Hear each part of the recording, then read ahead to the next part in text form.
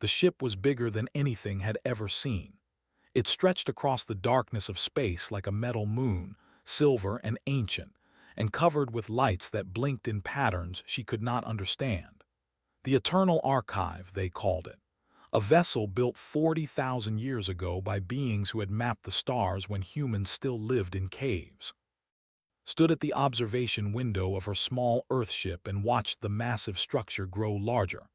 Behind her, Lieutenant checked his uniform for the 10th time. He was nervous. They both were.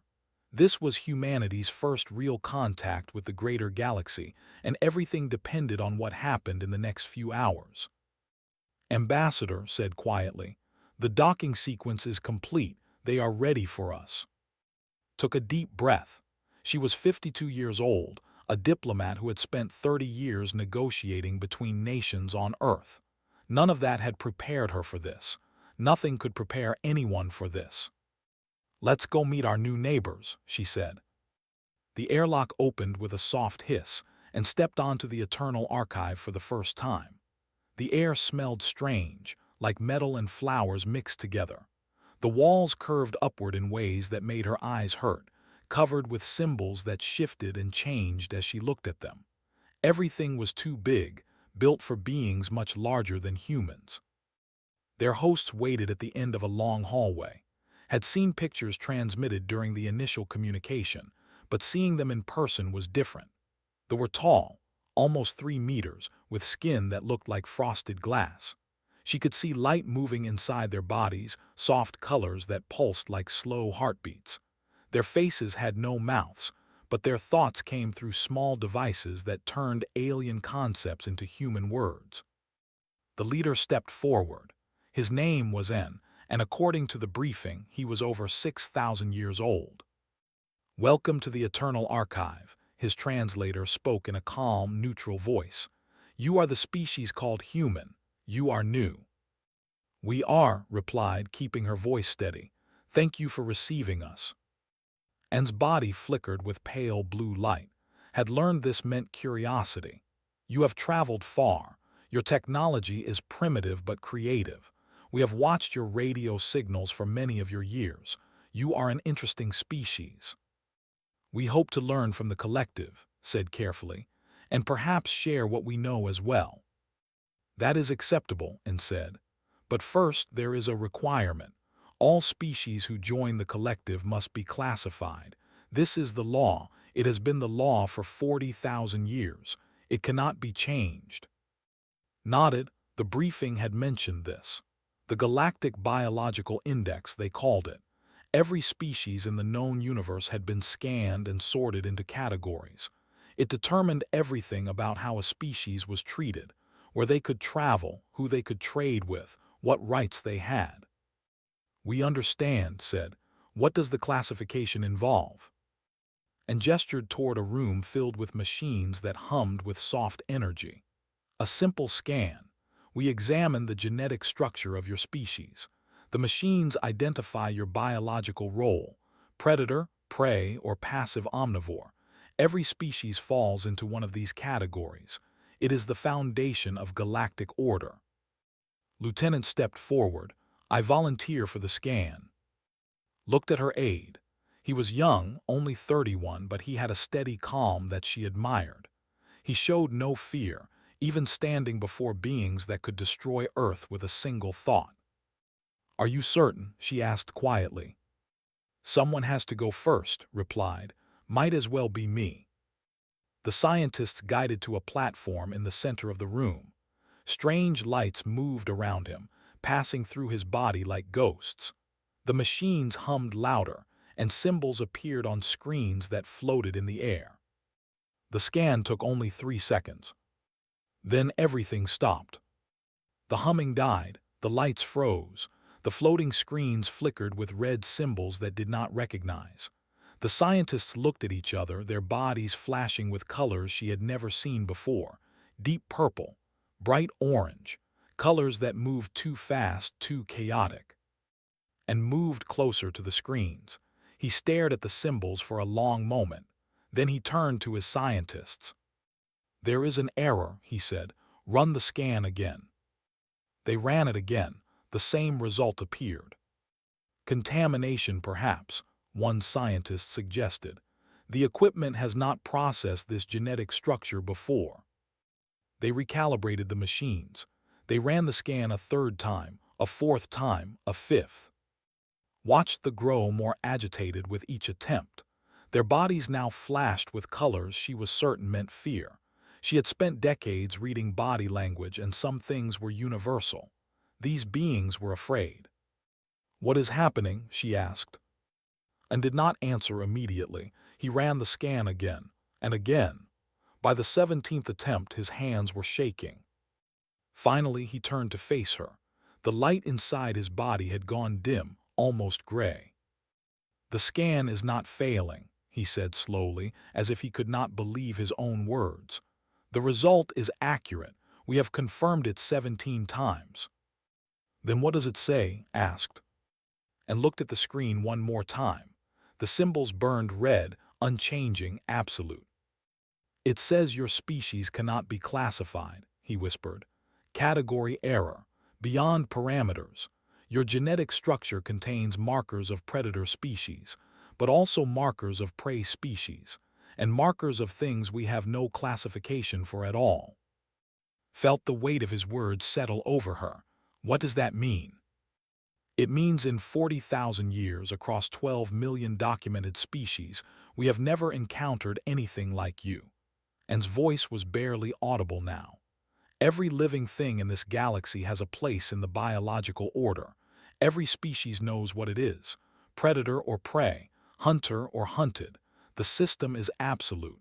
It does not fail." He paused, his body flickering with that deep purple fear. "Until now." The room went silent. Stepped down from the platform, looking confused. The scientists huddled together, speaking in their own language too quickly for the translators to follow. Understood then that something fundamental had shifted. She had come here hopping for acceptance, for a place in the galactic community. Instead, she had presented them with something impossible, something that broke their oldest laws. "We are just humans," she said softly. "We are not so different from you." And looked at her, and for the first time she saw something ancient and afraid behind those glass-like eyes. "That," he said, "is exactly what frightens me." Word began to spread through the eternal archive within the hour. The collective was a network of 8,000 worlds, connected by communication systems that moved faster than light. By the time returned to her ship that night, the entire galaxy knew. A new species had been discovered, a species that broke the index, a species that could not be named, could not be placed, could not be understood. And that species was called human. 3 days passed after the failed classification, and in those 3 days, watched the galaxy turn its attention toward humanity. Ships arrived at the eternal archive from across the collective. Scientists, politicians, military commanders, all coming to see the impossible species with their own eyes. Doctor arrived on the 2nd day, sent from Earth to help explain human biology to the. She was 60 years old, the leading expert in xenobiology on the planet, though until last week, xenobiology had been entirely theoretical. Now she found herself standing before the High Council of the Collective, trying to explain what a human was. The council chamber was enormous, a circular room that could hold thousands. The ceiling disappeared into darkness above, and the walls displayed live images of the 8,000 worlds that made up the collective. Representatives from dozens of species sat in rising rows, all staring down at the small human woman in the center. To her left sat the predator species. Tried not to stare at them, but it was difficult. They were 8 feet tall, covered in natural armor that looked like black stone. Their faces had 4 eyes and mouths filled with teeth designed for tearing flesh. Behind them sat the serpentine beings with venomous spines running down their bodies. And further back, species she had no names for, each one more terrifying than the last. To her right sat the prey species. These were smaller, faster, with large eyes positioned on the sides of their heads for maximum vision. The looked like deer crossed with birds, their bodies built for running and flying. The resembled large rabbits with 6 legs, their ears constantly moving to detect threats. They huddled together in groups, staying as far from the predator's side as the room allowed. And in the center, sitting neither with predators nor prey, stood the human delegation, and 4 others. 7 humans caught between 2 ancient categories belonging to neither. The representative spoke first. His name was, and his voice was like rocks grinding together. "Show us your hunt." Looked at him. "I'm sorry. Every predator has a hunt," said. "A method of killing. This is how we know what you are. Show us yours." Had prepared for this. She activated a display device they had given her, and images appeared in the air above the council. "Humans evolved on a planet called Earth," she began. "We developed as pursuit predators. This means we did not catch our prey through speed or ambush. We did something different." The images showed early humans walking across an African plain. They were chasing an antelope. The antelope ran fast, leaving them behind easily. "Our prey could always outrun us in short distances," continued. "But we did not need to catch them quickly. We followed them. We walked after them for hours, for days sometimes." The council watched as the images continued. The antelope ran again and again, each time slower. The humans never stopped walking, never running, never resting, just walking, always following. "Most animals cool themselves through panting," explained. "They must stop running to pant. They cannot run and cool down at the same time, but humans sweat. We can cool our bodies while we move, so we never needed to stop." The final image showed the antelope collapsed on the ground, exhausted, overheated, unable to move. The humans walked up to it slowly, calmly, and killed it with simple stone tools. The council was silent. Shifted in his seat, his 4 eyes blinked in sequence. "You walk your prey to death." "Yes." "You do not chase, you do not ambush, you simply follow." "Yes." "For days. Sometimes as long as it takes." Turned to look at the other predator representatives. Something passed between them, a silent communication that could not read. When he turned back, his voice was different, quieter. "That is not predation," he said slowly. "Predators catch their prey.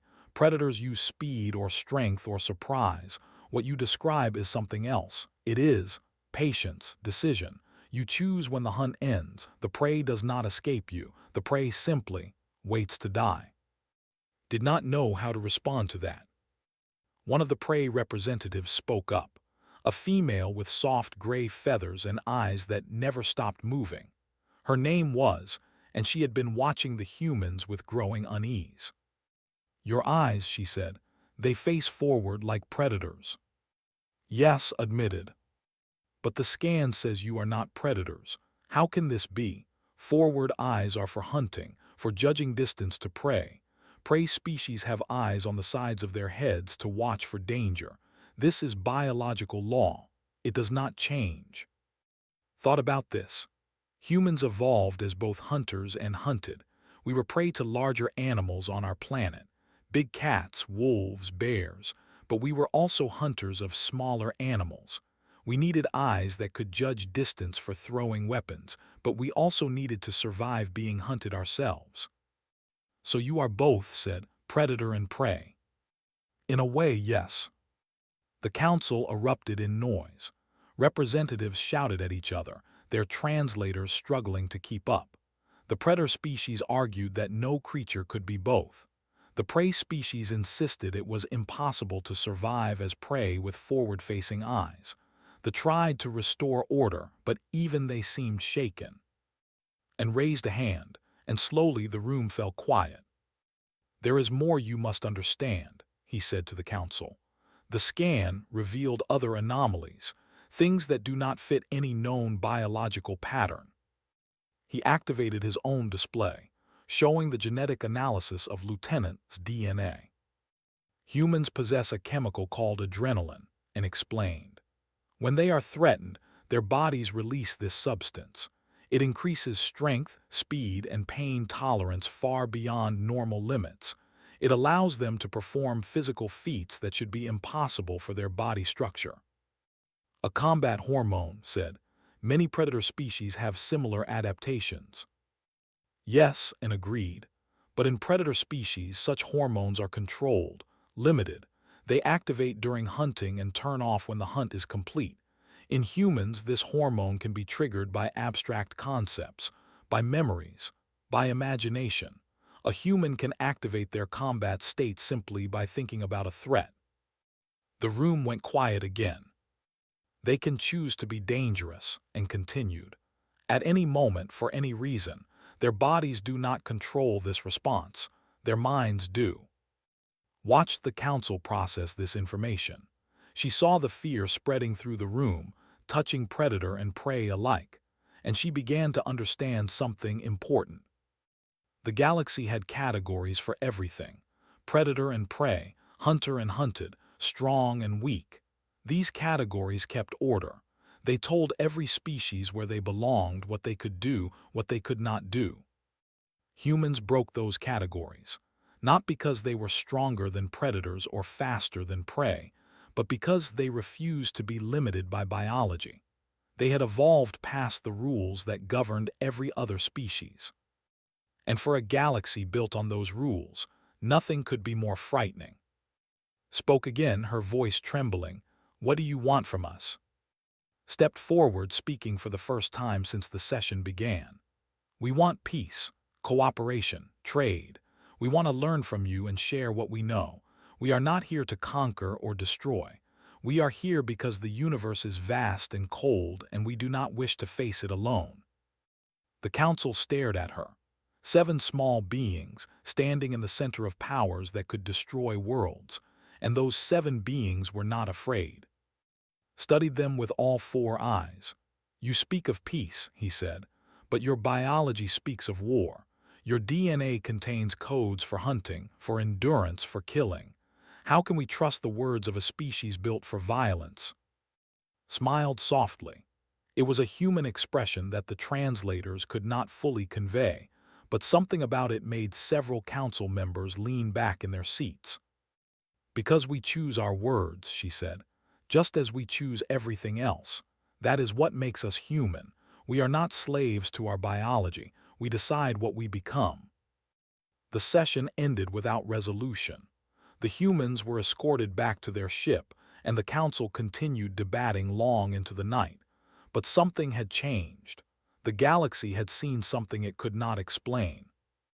And explanations would only make it worse. The scientists worked for 2 weeks straight, analyzing every piece of human biological data they could gather. They scanned blood samples, hair samples, skin cells. They studied human medical records transmitted from Earth. They ran thousands of simulations trying to understand how such a species could exist. The more they learned, the more afraid they became. Dr. Ho was a human geneticist who had volunteered to work alongside the research team. He was a small man, quiet and thoughtful, with glasses that he constantly pushed up his nose. They found him confusing. He seemed so harmless, so gentle, yet his DNA contained the same impossible patterns as every other human they had scanned. Tell us about your diet, the lead scientist requested. Her name was Sola, and she had studied biology for 3,000 years. She had never encountered anything like humans. Ho shrugged. We eat almost everything. Plants, animals, fungi, cooked or raw depending on preference. We ferment food sometimes, letting bacteria change it before we consume it. Sola's body flickered with confusion. You consume bacteria. Not directly, but the fermentation process uses bacteria to transform food. Cheese, alcohol, pickled vegetables, many things. And this does not harm you. Usually not, sometimes it does. We do it anyway. Sola made notes on her device. Your species consumes toxins as well. We detected capsaicin in several of your food samples. This is a chemical that plants evolved specifically to prevent being eaten. It causes pain in most biological systems. Ho smiled. We eat it because it causes pain. We enjoy the sensation. We call it spicy food. Sola stopped writing. Her body went still, the lights inside her dimming to almost nothing. You consume poison for pleasure. When you put it that way, it sounds strange, but yes. And alcohol. This is a neurotoxin. It damages brain cells and impairs function. Also, yes, we drink it to relax, to celebrate, to forget, many reasons. Sola set down her device. She looked at Ho with an expression that transcended species. It was the expression of someone whose entire understanding of reality had just been challenged. Your species deliberately poisons itself, she said slowly, for entertainment. I suppose so, Ho admitted. We also jump out of perfectly good aircraft for fun, and climb mountains that could kill us, and swim in waters filled with predators. We have many hobbies that don't make biological sense. The research team spent 3 more days trying to process this information. Meanwhile, Captain Wu was having a different conversation with a group of military observers. Wu was the commander of the Earth vessel that had brought the diplomatic team. He was 60 years old, a career military man who had served in 3 wars back on Earth. They found him fascinating. He was clearly a warrior, yet he did not behave like the predator species they knew. You have fought battles, one observer noted. His name was, and he stood nearly 8 feet tall, his armored body capable of surviving direct weapons fire. We can see old wounds on your body, scars. Wu nodded. Several conflicts, started as a young man, retired as a captain. And you survived. Obviously. Studied him carefully. Among my species, those who survive many battles become commanders, leaders. Their biology marks them as superior. The strong survive, the weak die. This is the natural order. Similar on Earth, Wu said. Though we try to keep as many alive as possible, every soldier has value. Even the weak ones. There are no weak ones, only untrained ones. Any human can become dangerous with proper training. That's something we learned long ago. His 4 eyes blinked slowly. You believe all members of your species have equal combat potential. Not equal, but close enough. A small human with a weapon can kill a large human without one. Size matters less than knowledge, skill, will. This disturbed. Among the physical superiority determined everything. The largest, strongest individuals ruled. The idea that a smaller being could defeat a larger one through training alone went against everything his species believed. Tell me about your bonding practices, said, changing the subject. The mention that you form attachments to other species. Is this true? Wu's expression softened. We call them pets, companion animals. We've been doing it for thousands of years. What species do you bond with? Many. Dogs are most common. They evolved from wolves, apex predators on our world. We bred them over 15,000 years until they became loyal companions. Leaned forward. You domesticated apex predators, hunters that could kill you. We did. We also domesticated cats, which are smaller hunters, horses, which we ride, falcons, which we use for hunting, various others. For what purpose? Food, labor. Sometimes, but mostly just because we wanted them around. We enjoy their company. Sat back in his seat. His armored plates shifted as he processed this information. You take dangerous predators and turn them into companions. You form emotional bonds with creatures that could kill you. They usually don't kill us. We've bred that tendency out of most of them. Usually. Wu shrugged.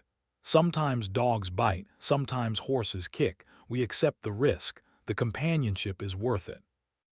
In another part of the archive, Lieutenant was speaking with a group of prey species representatives.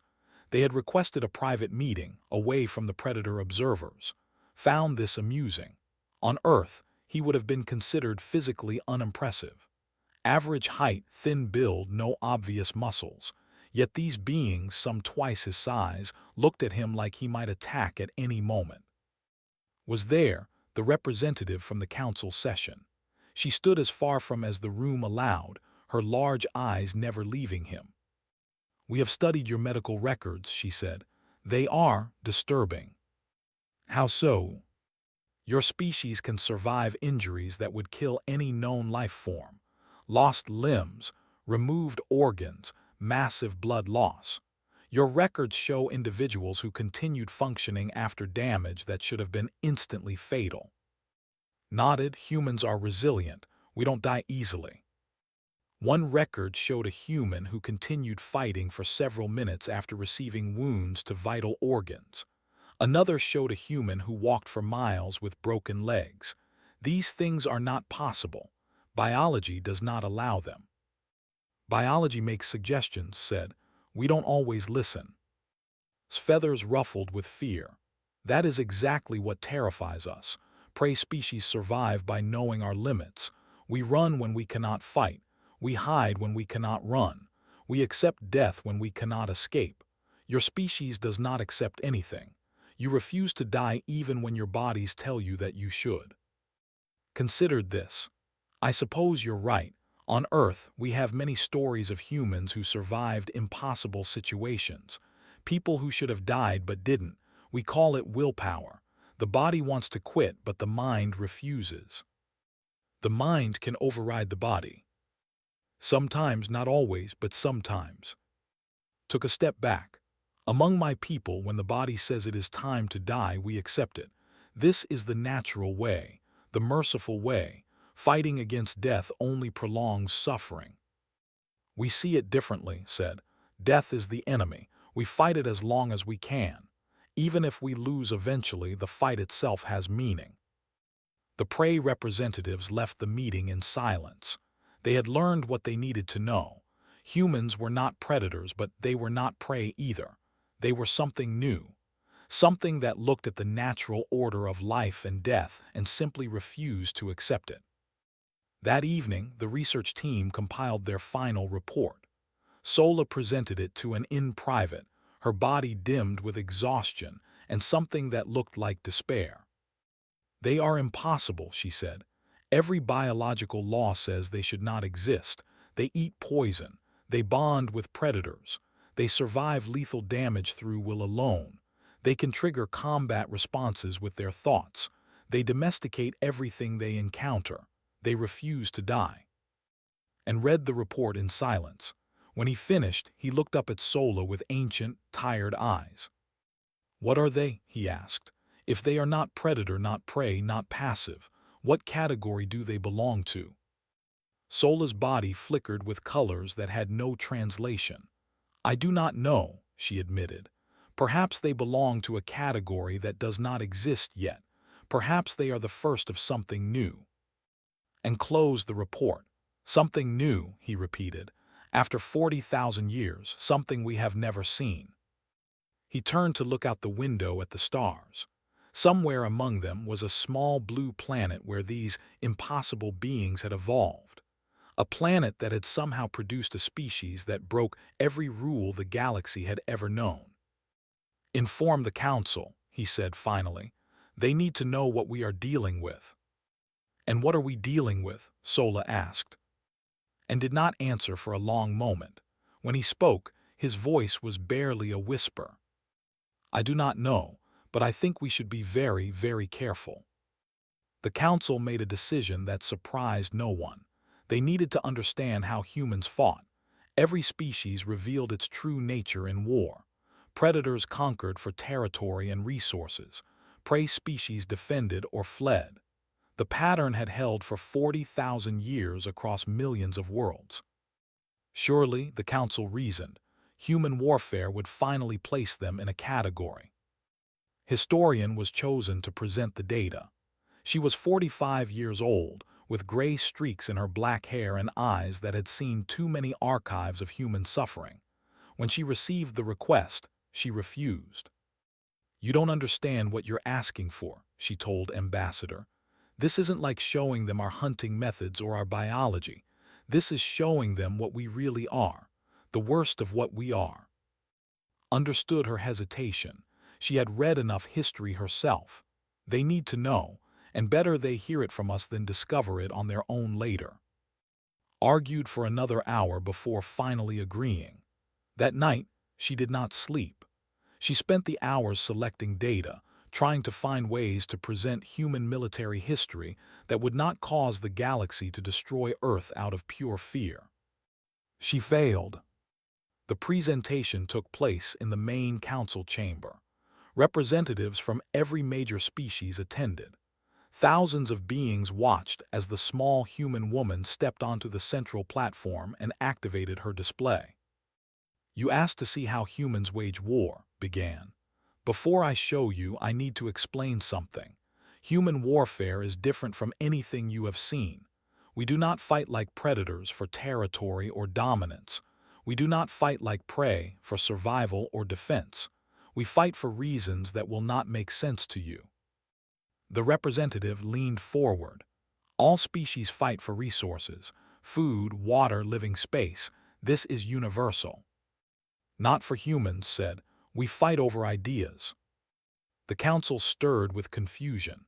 Ideas were not resources. Ideas could not be eaten or occupied or owned. Fighting over ideas was like fighting over nothing. Activated the first data set. Images appeared in the air, maps of Earth through different time periods, showing territories changing color as empires rose and fell. "In our recorded history, humans have been at war continuously," she said. "There has never been a period of total peace on our planet. Not 1 year in 10,000 where no human was fighting another human somewhere." The council went quiet. "We have fought over territory, yes, but also over religion, which are belief systems about the nature of existence. We have fought over political systems, which are methods of organizing society. We have fought over economic theories, over ethnic identity, over honor, revenge, and pride."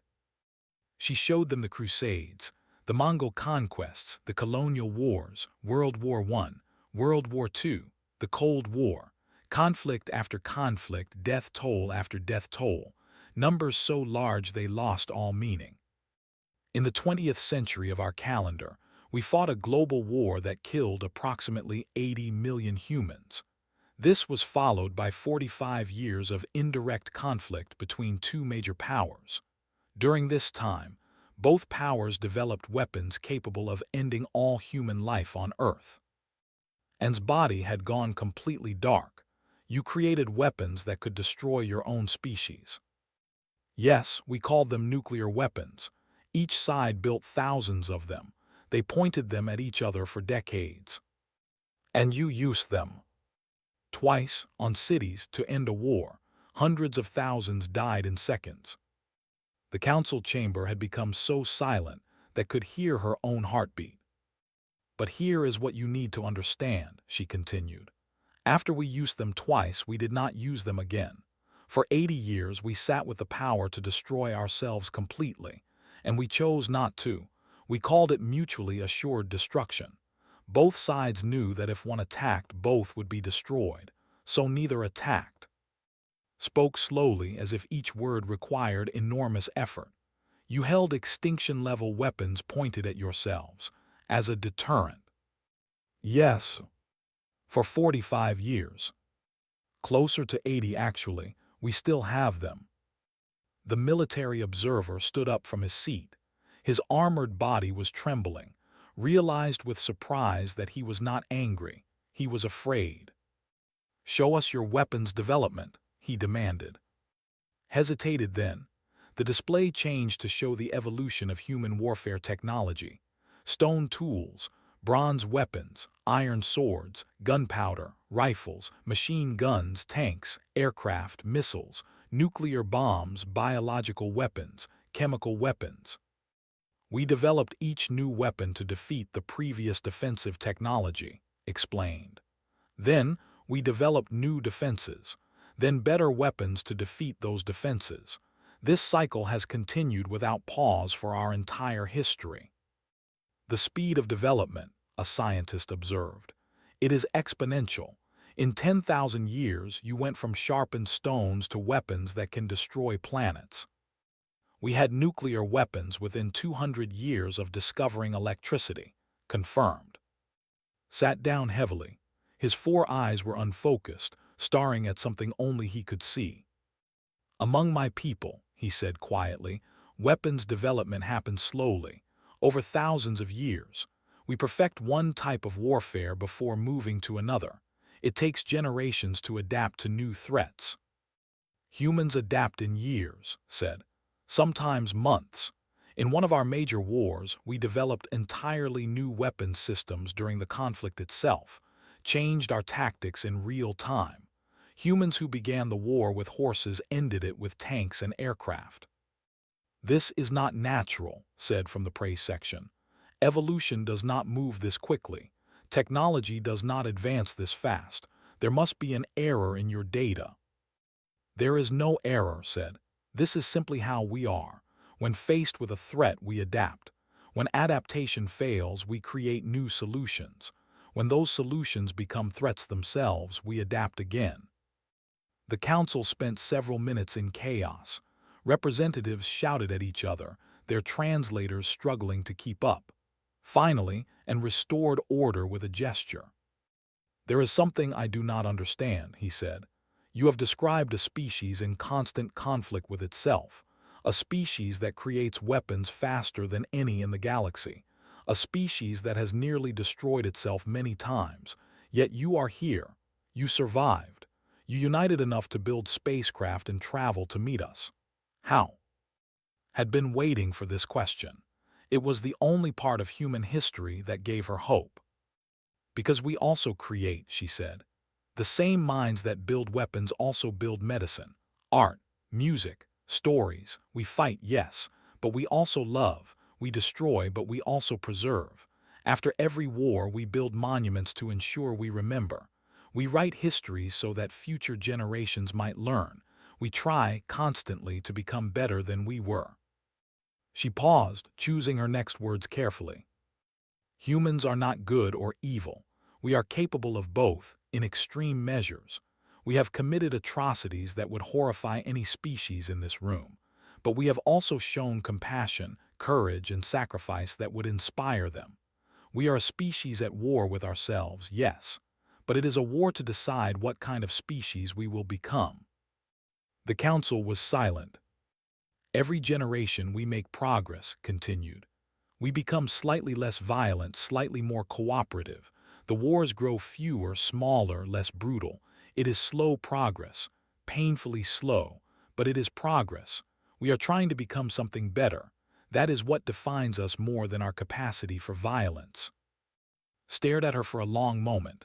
Then he spoke, his voice barely above a whisper. You are not predators, he said. Predators do not wage war on themselves. We hunt other species. We compete for mates. But we do not build weapons to destroy our entire race. No, agreed, we are not predators. And you are not prey. Prey species do not conquer worlds, do not develop extinction-level weapons, do not choose to be dangerous. No, we are not prey either. Then what are you? Looked at the council. Thousands of beings from hundreds of worlds, all staring at her with fear and confusion and something that might have been awe. We are human, she said simply. We are what happens when evolution creates a species that refuses to accept limits. We are the result of a planet that tried to kill us every day for 1,000,000 years. We are survivors, fighters, creators, and destroyers. We are everything we choose to be. She turned off the display. The images of war disappeared, leaving only empty air. You wanted to understand how we fight, she said. Now you know. We fight like nothing else in this galaxy, because we are nothing else in this galaxy. The session ended. The council dispersed in silence. And across 8,000 worlds, beings who had lived in ordered categories for 40,000 years began to understand that order was an illusion. The humans had broken it simply by existing. The emergency session began at midnight Galactic Standard Time. Every representative had been summoned. Every scientist, military commander, and political leader who could reach the eternal archive had arrived. The council chamber was filled beyond capacity, with thousands more watching through remote connections across the collective. The topic was simple: humans must be classified. The system demanded it. There could be no exceptions. And opened the session with a summary of everything they had learned: the pursuit hunting, the toxin consumption, the predator domestication, the adrenaline response controlled by thought, the survival of impossible injuries, the constant warfare, the extinction-level weapons, the horrifying, beautiful contradiction that was humanity. When he finished, the chamber was silent. Then the arguments began. Spoke first, representing the predator faction. They must be classified as super predators. Their warfare capabilities exceed anything we have ever documented. They developed weapons faster than any species in history. They are clearly apex hunters of the highest order. That classification does not fit, a scientist responded. Super predators are defined by their position at the top of a food chain. Humans domesticate other apex predators. They form bonds with species that could kill them. No predator does this. It is biologically impossible. Then they are an invasive species, another representative suggested. A species that disrupts ecosystems and spreads without limit. Also incorrect, Doctor interjected. The human scientist had been invited to observe but not participate. She spoke anyway. Invasive species overwhelm environments because they cannot adapt to them. They succeed through sheer numbers and reproduction. Humans adapt to every environment we encounter. We survive in deserts, frozen wastelands, underwater, in space itself. We do not overwhelm, we fit. Perhaps they are parasites, a prey representative offered hopefully. Species that survive by exploiting others. Shook her head. Parasites need hosts. They cannot survive independently. Humans need nothing but time. They generate their own resources, build their own tools, solve their own problems. They are the opposite of parasites. The debate continued for hours. Every classification was proposed and rejected. Humans fit some criteria of predators, some criteria of prey, and some criteria of species that had never been named. Nothing worked. Nothing captured what they truly were. Finally, as the session entered its 8th hour, and raised his hand for silence. "I have a proposal," he said. His voice was tired, ancient, carrying the weight of 6,000 years. "I propose we create a new category, one that has never existed before." The council stirred. A new category. In 40,000 years, the system had never needed one. Every species had fit somewhere. The idea of expanding the classification was almost unthinkable. "What category do you propose?" asked. And stood, his translucent body glowing with soft blue light. "I propose we call it Apex of Apex, a classification for species that transcend the biological hierarchy entirely." He activated a display showing the human genetic scan, still flagged with error codes that no one could explain. "We have spent weeks trying to understand what humans are," and continued. "We have failed, and I believe we have failed because we have been asking the wrong question. We asked what category they belong to, but humans do not belong to any category. They exist outside the system we created." He began to pace, his movements slow and deliberate. "Consider what we have learned. They are predators who hunt through patience rather than speed. They are prey who refuse to die when their bodies tell them to. They consume toxins for pleasure. They domesticate species that could kill them. They wage war over concepts that have no physical form. They created weapons that could destroy themselves, then chose not to use them." He stopped, facing the council directly. "They are not the apex predator. They are something more dangerous. They are a species that decides what it wants to be. In every moment, with every choice, they shape their own nature. They are not at the top of the food chain. They are outside of it entirely." The council was silent, processing his words. The classification system exists to tell us how species will behave, and continued. Predators hunt, prey flee, passive omnivores observe. This allows us to predict behavior, establish treaties, maintain order, but humans cannot be predicted. Their biology suggests they should behave one way and they choose to behave another. Their instincts push them toward violence and they build systems to contain that violence. Their bodies tell them to die and they refuse. He paused, letting his words sink in. How do you classify a species that chooses its own classification? How do you categorize a being that rejects categories? The answer is simple. You create a new category, one that acknowledges their unique nature, one that warns the galaxy that these beings cannot be understood through normal means. Leaned forward. And what would this classification mean for diplomatic relations, for treaties, for military considerations? It would mean caution, and replied. It would mean we treat them as unknown, approach them with care, and never assume we understand what they will do next, because we don't understand. We can't understand. Their nature is to transcend nature. The voting took 3 hours.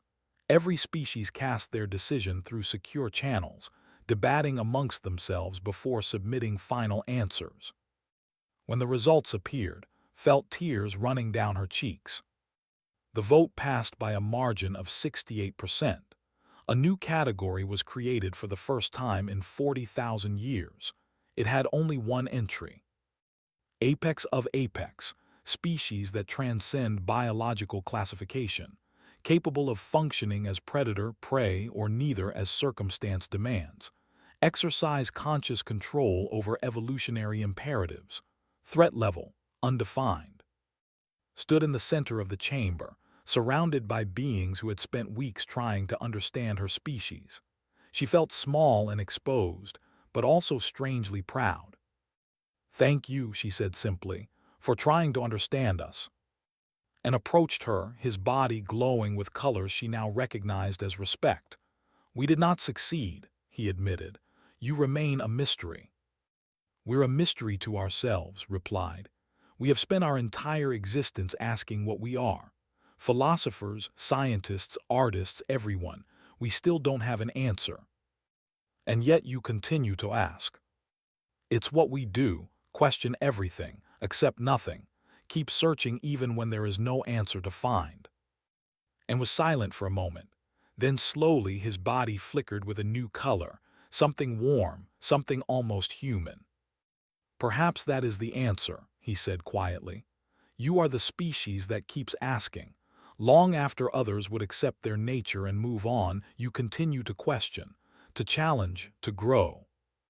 He extended a limb that served as a hand, took it, feeling the cool, smooth texture of his skin. "Welcome to the collective," and said, "May we learn from each other." "And may we not disappoint you," replied. Across the chamber watched the exchange with his 4 eyes. He had spent his entire life believing in the natural order. The strong ruled, the weak served. Biology determined destiny. Now he had met a species that said no to destiny. A species that looked at biological law and chose to break it. A species that was weak in body but impossible in spirit. He did not know whether to fear them or admire them. Perhaps, he realized, he would have to do both. The session ended as the artificial sun rose over the eternal archive. Representatives returned to their ships, carrying news that would change their worlds forever. The classification system had been broken. A new category had been created, and the beings who had caused this revolution stood on the observation deck of their small ship, watching the stars. "What happens now?" asked. Smiled. "Now we show them who we really are. Not through scans or history lessons or debates, through our actions, through the choices we make. And if they don't like what they see," looked out at the infinite darkness, filled with light from a billion suns. "Then we'll keep being ourselves anyway," she said. "That's the human way."